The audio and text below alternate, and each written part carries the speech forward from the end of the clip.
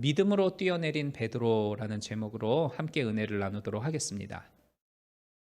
한국에서는 군대에 가게 되어지면 기본 군사 훈련이라고 하는 걸 6주 동안 받게 되어집니다. 이 기간 동안에 이루어졌던 훈련 가운데에서 제가 지금도 잊어버릴 수 없는 게 두 가지가 있는데요. 먼저는 화생방 훈련이라고 하는 겁니다. 교관들이 훈련병들한테 이렇게 방독면을 쓰게 한 채로 큰 방에 데리고 가요. 그리고 거기에서 팔굽혀펴기 그리고 뭐 이런 체조들 간단한 운동을 시킵니다. 그 사이에 교관들이 훈련병 몰래 저 구탱이에다가 최루가스를 터트려 놓는데 방독면을 쓰고 있으니까 전혀 알 수가 없죠. 그리고 얼마 있다가 교관이 방독면 벗어 그럽니다.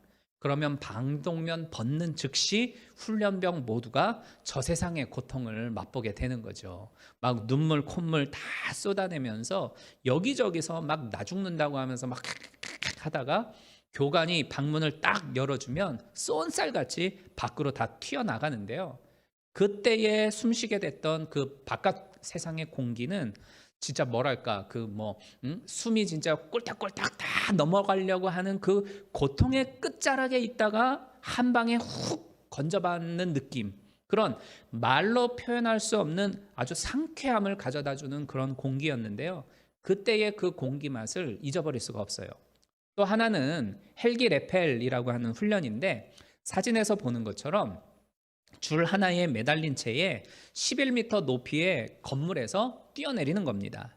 제가 고소공포증이 있어요. 그래서 높이 올라가는 걸 무서워하고 비행기 타는 것도 사실은 좀 두근두근 하면서 타요. 그런데 이 순서가 돼가지고 어쩔 수 없이 꼭대기까지 올라갔는데 아래를 이렇게 살짝 내려다 보니까 아니나 다를까 막 심장이 막 벌렁벌렁 되고 다리가 후들후들 떨리면서 현기증이 막 나는 거예요. 그와 동시에 온갖 생각에 빠져들게 되죠. 내가 뛰어내렸는데 재수없이 줄이 끊어져 버리면 어떡하지? 막 하면서 막 떨어졌는데 이렇게 달랑달랑 하다가 저 기둥에다가 머리 쿵 하면 뭐 어떡하지? 뭐 이대로 바닥에 꽂혀서 추락사하는 거 아니야? 뭐 온갖 생각들이 막 싹 스쳐 지나가죠. 그때에 우리 교관이 100번 맹호 아래 보지 마라 그러는 거예요. 저한테 아래 보지 말라는 거예요. 그리고는 100번 맹호 어머니 한 번 외치고 당장 뛰어 실시 이러는 겁니다. 근데 무서워가지고 못 뛰겠는 거예요. 그래가지고 제가 무섭습니다 그랬죠. 그랬더니 교관이 성질을 버럭 내면서 100번 맹호 안 뛰면 나한테 죽는다 어머니 하고 외치고 빨리 뛰어 그러는 거예요. 그러니까 지한테 죽는다고 하면서 막 욕을 하면서 막 소리를 지르니까 무서워가지고 또 어쩔 수 없이 또 뛰어내렸죠. 근데 이게 막상 점프를 해보니까요, 속이 후련하다라는 그 느낌과 함께 뛰고 보니까 이거 별거 아니네 라고 하는 그런 마음이 생기면서 이 새로운 자신감이 확 밀려오는 것을 경험했던 적이 있어요. 저는 우리의 이 신앙생활이라고 하는 게 특히 저 헬기 레펠 훈련과 같다라는 생각을 해보게 됩니다. 교관이 바로 뛴다, 그냥 뛴다, 실시 할 때에 그냥 뛰어야지 생각이 많으면요 많을수록 뛰기 어려워요. 막 저기 꼭대기에 올라가가지고 막 중력 가속도가 어쩌고 저쩌고 부딪힐 확률 계산하고 막 이러면서 나는 100%의 철저한 계산을 통해서 내가 죽지 않는다고 하는 확신이 생기면 100% 확실한 객관적인 어떤 데이터가 나오면 나는 그때 결단을 할 거야. 이러고만 있으면 그 사람은요 평생 가도 뛰어내릴 수가 없어요. 그저 내 몸 붙들고 있는 그 줄 하나만 믿고 뛰어야 뛰어지는 거지, 그래야 새로운 것을 경험하게 되어지는 거죠. 마찬가지로 이 신앙생활이라고 하는 것도 이와 같은 거라서 막 이거 재고 저거 재고 하면서 몸만 잔뜩 웅크리고 있으면 내 삶에 역사하는 하나님의 기적 같은 거 절대 체험할 수가 없습니다. 하나님은 여러분을 향해서 부푼 기대감을 가지고 계세요. 하나님이 저와 여러분들을 택하신 것은 그저 예수 믿고 구원받아 가지고 천국 백성 되는 거, 그 은혜에만 머무르게 하려는 거 결코 아닙니다. 하나님은 그렇게 막 통이 작고 막 째째한 그런 분이 아니에요. 보라, 내가 새 일을 행하리라. 하나님이 말씀하시지 않습니까? 그러니까 하나님은 나의 인생 속에서 새로운 일들을 행하기를, 그래서 그 새로운 일을 내가 경험하기를 하나님은 간절히 바라고 계세요. 우리의 상식과 내가 가지고 있는 지적인 어떤 것들과 경험들을 깨뜨려 버리는 하나님, 광야에 길을 내고 사막에다가 강물이 흐르도록 하는 그러한 하나님의 놀라운 기적을 내가 직접 체험하면서 그 짜릿한 신앙생활의 어떤 즐거움을 만끽하며 살아가는 내가 되기를 하나님은 간절히 바라고 계신다라는 겁니다. 그 소망의 문, 기적의 문을 열어제끼는 골든키는 뭐냐? 바로 여러분의 믿음이에요. 나의 믿음이라는 겁니다. 그리고 이 믿음이라고 하는 거 막 이것저것 재지 않는 단순한 믿음을 의미해요. 하나님이 내 인생의 줄이 되시어서 나를 굳건히 붙잡고 계신다라고 하는 그 믿음, 내가 너를 굳세게 하리라, 내가 너를 도와주리라, 내가 참으로 의로운 오른손으로 너를 붙들어 주리라 라고 하는 이 단순한 믿음 하나 가지고서 담대하게 세상을 향하여 뛰어내리는 겁니다. 성경 안에는 수많은 믿음의 사람들이 등장을 하죠. 그런데 그 사람들 가운데에 믿음의 조상이라고 하는 놀라운 타이틀을 획득한 사람은 한 사람이에요. 아브라함이죠. 왜 아브라함일까요? 내가 너로 열국의 아버지가 되게 하리라 라고 하면서 주신 그 하나님의 약속 하나만 믿고 움직였기 때문이에요. 비록 아브라함이 어디를 향하여 나아가야 할지 구체적으로는 알 수 없었지만 그는 과감히 하나님이 주신 그 약속을 믿고서 세상을 향해 뛰어내렸어요. 그 단순한 믿음이 있었기 때문에 소망이 없던 75세 할아버지 아브라함의 삶에 새로운 기적이 주어졌고 그는 놀라운 복을 체험할 수가 있게 되어졌던 겁니다. 오늘 우리가 읽은 이 본문 속에도 믿음을 가지고서 뛰어내렸던 한 사람 베드로가 등장을 하죠. 그 결과로 그는 인류 역사 속에서 누구도 경험해보지 못했던 물 위를 걷는 짜릿한 기적을 체험한 유일한 인물로 남게 돼요. 본문의 내용은 이렇습니다. 예수님이 벳세다 들판에서 말씀을 증거하시다가 이제 늦은 시간이 되죠. 거기에 많은 사람들이 모였는데 늦은 시간이 되자 먹을 것이 마땅치 않아서 굶고 있는 것이 예수님 보기에 안타까웠어요. 그런데 한 소년이 자기가 먹을 것으로 싸온 보리떡 5개하고 물고기 2마리를 제자들을 통해 예수님에게 전달해 주죠. 그리고 주님은 이 도시락에다가 축도를 하시고 사람들에게 나누어 주었는데 남자만 5,000명이 먹고 12바구니가 남는 오병이어의 기적, 우리가 잘 알고 있는 그 기적을 주님이 만들어내셔요. 그리고 그 오병이어의 기적을 베푸신 이후에 22절과 23절의 말씀에 보니까 그 즉시로 제자들을 배에다가 태워서 저 건너편 마을로 가게 하시고 예수님은 기도하기 위해서 이제 산에 따로 남으셔서 기도를 하시게 되어집니다. 그리고 이제 사건은 새로이 지금부터 시작되는 거예요. 제자들이 배를 타고서 갈릴리 바다를 이렇게 건너가고 있는데 갑작스러운 폭풍우가 발생을 하는 겁니다. 그 비바람과 파도에 의해서 휩쓸리는 배로 인해서 이 제자들이 혹독한 시련을 겪게 되죠. 그 죽음의 공포에 사로잡힌 채 한참 동안 막 온 힘을 기울여서 고생을 하고 있는데 새벽 3시에서 6시쯤 무언가 사람 같은 형체가 저쪽에서부터 바다 위를 걸어가지고 제자들의 배를 향해 이렇게 다가오고 있는 거예요. 막 여기저기에서 막 파도 물결이 막 휩쓸려서 막 덤벼오지. 어제 밤에 바람 엄청 불었죠. 그 바람 불 때 막 그 귀신 소리 나잖아요. 얼마나 무서워요. 근데 바다에서 그런 소리가 막 들리니까 얼마나 무섭겠습니까? 막 혼이 쏙 빠지겠죠. 그런데다가 캄캄한 새벽에 정체불명의 무언가가 이렇게 다가오고 있으니까 얼마나 무섭겠어요. 그래서 이들의 반응이 어때요? 유령이다 하면서 막 소리를 고래고래 지르며 벌벌 떨고 있습니다. 이럴 때의 안타까운 모습을 보신 예수님이 안심하라, 나니까 두려워하지 말아라, 이렇게 말씀하시면서 그들의 마음을 안심시켜 주시죠. 그런데 이때에 베드로가 뜬금없는 요구를 해요. 만일 진짜 주님이시면 나더러 물 위를 걸어서 주님께로 오라고 명령해 주십시오, 이렇게 이야기해요. 그러자 예수님이 그래 와라, 이렇게 말씀하시죠.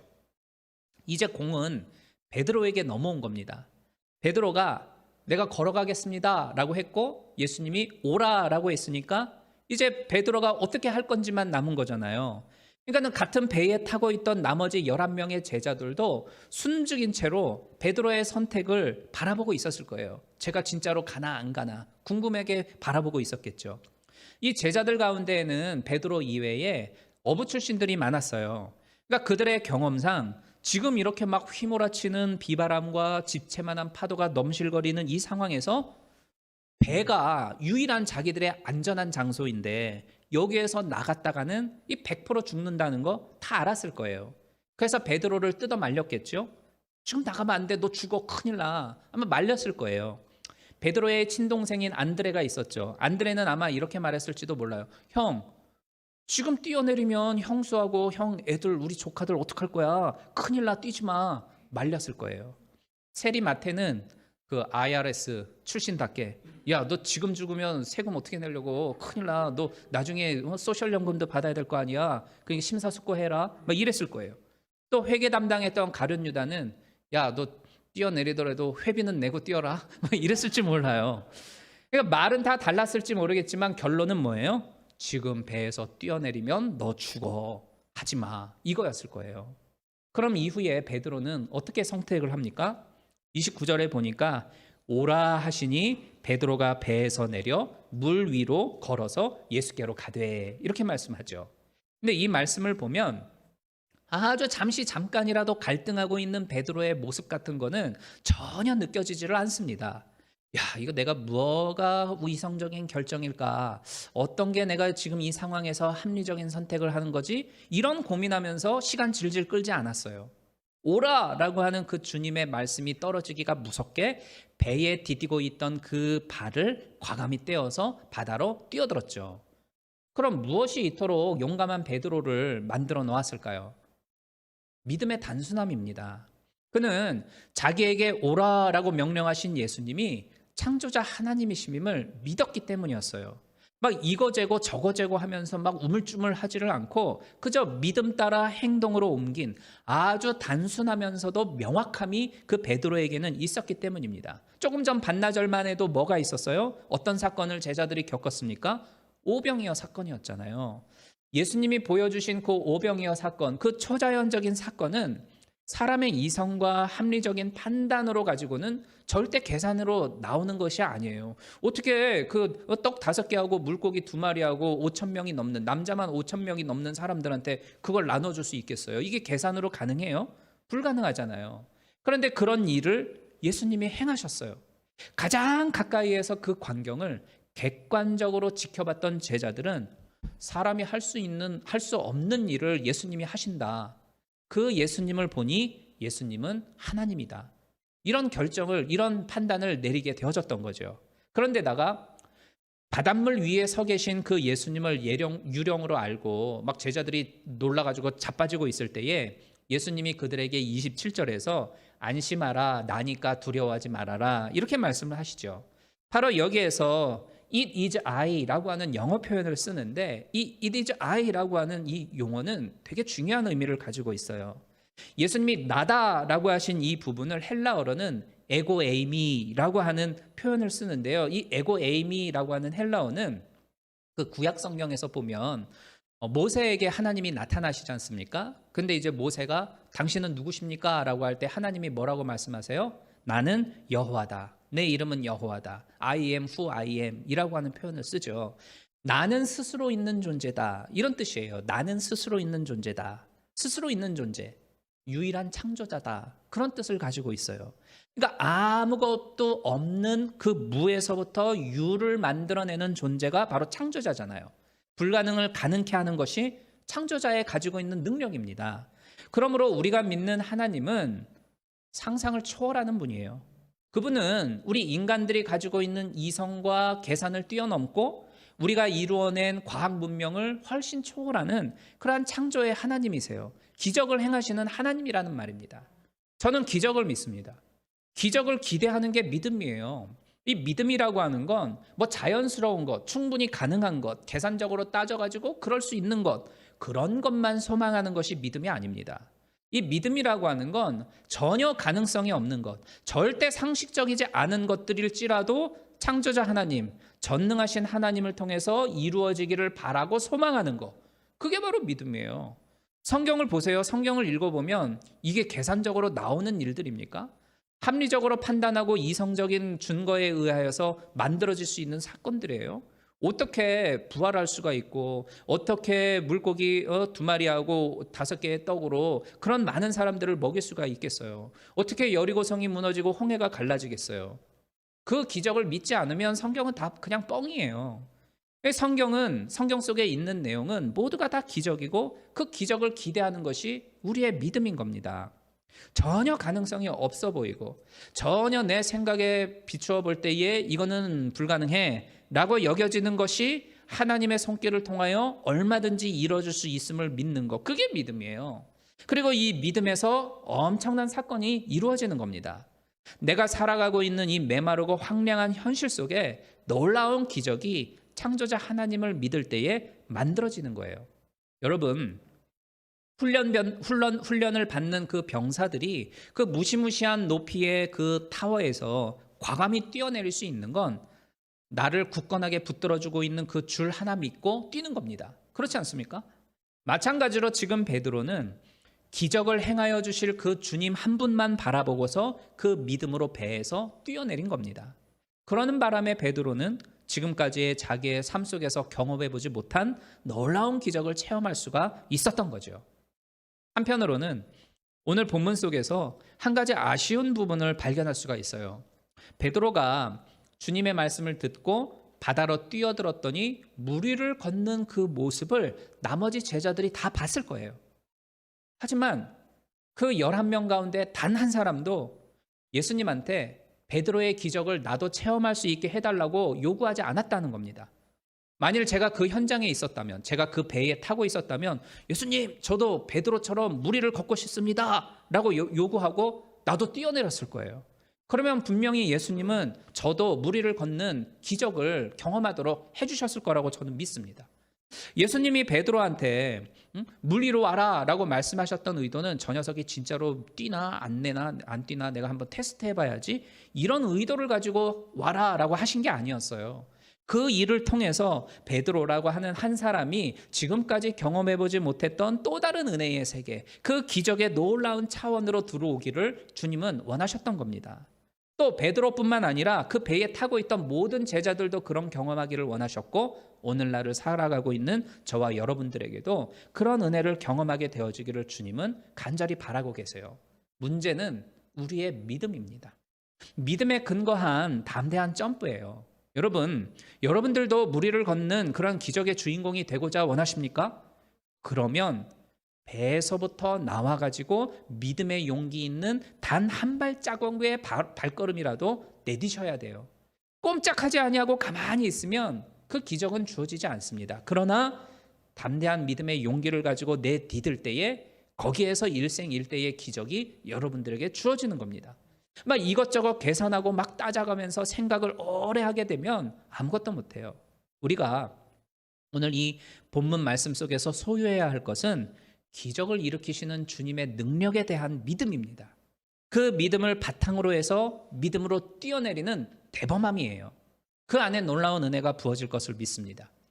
그 존스 홉킨스 병원에서 재활의학과 수석 전문의사로 이 척수신경 연구를 하고 있는 한국 사람 이승복 교수님이라고 하는 분이 있어요. 아까 일부 시간에 이 설교를 했는데 우리 드럼 치는 정동호 집사님이 저한테 오시더니 이 이승복 교수님하고 자기 본인이 고등학교 때 동창이라서 같이 공부를 하셨대요. 깜짝 놀랐잖아요.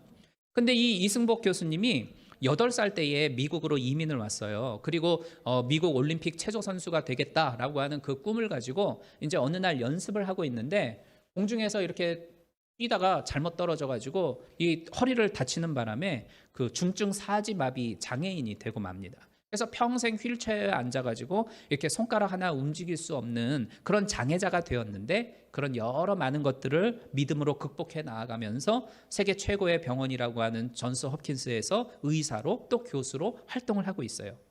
그분의 인간 승리가 이제 많은 사람들에게 이제 전파가 되어지고 사람들은 이분을 슈퍼맨 닥터 리라고 하는 별명을 붙였다고 그래요. 그런 이 교수님이 자기의 자서전을 쓰면서 그 제목을 달았는데 그 제목이 참 의미심장합니다. 그 제목은 뭐냐면 기적은 당신 안에 있습니다. 이런 제목이었어요. 기적은 당신 안에 있습니다. 우리 옆에 분하고 한번 인사해 볼까요? 기적은 당신 안에 있습니다. 당신 안에 있습니다. 예, 바로 그렇습니다. 여러분, 하나님의 기적은 바로 여러분 안에 있는 거예요. 내 안에 있습니다. 창조자 하나님, 전능하신 하나님, 그분의 능력에 있는 거예요. 그리고 우리는 그 전능하신 하나님, 창조자 하나님 안에서 살아가고 있는 하나님의 사람들이지 않습니까? 그분 안에 기적이 있고 그분을 믿는 믿음 가지고 과감히 행동하는 사람한테 그 기적은 지금도 일어날 수가 있는 거예요. 뭐 아브라함에게만 하나님이 기적을 베푸시고 여호수아에게만 하나님이 기적을 베푸시고 오늘 등장하고 있는 이 베드로에게만 하나님이 기적을 베푸실까요? 하나님은 과거의 하나님만이십니까? 아니에요. 하나님은 과거의 하나님이시고 오늘날의 하나님이시기도 하고 영원토록 동일하신 하나님이세요. 알파와 오메가, 처음과 마지막인 그러한 하나님이시죠. 그렇기 때문에 이들이 겪었던, 성경에서 등장하고 있는 여러 많은 사람들이 겪었던 이성적이지 아니하고 합리적이지 아니하였던 그 하나님의 놀라운 기적은 오늘날 내 안에도 얼마든지 이루어질 수가 있다라는 겁니다. 그분을 믿고 믿음으로 과감히 행동하는 그 사람에게 하나님의 기적은 오늘도 반드시 일어납니다. 왜요? 하나님은 지금도 살아계시기 때문이죠. 그 기적의 주인공들이 다 되시기를 주님의 이름으로 축원합니다. 새로운 한 주간이 시작되어집니다. 하나님이 나와 함께하고 계심을 믿고 하나님이 나를 붙들어 주심을 기억하시면서 담대히 새로운 한 주간을 바라보며 세상을 향하여 뛰어나아가는 우리 모두가 되기를 주님의 이름으로 축복합니다.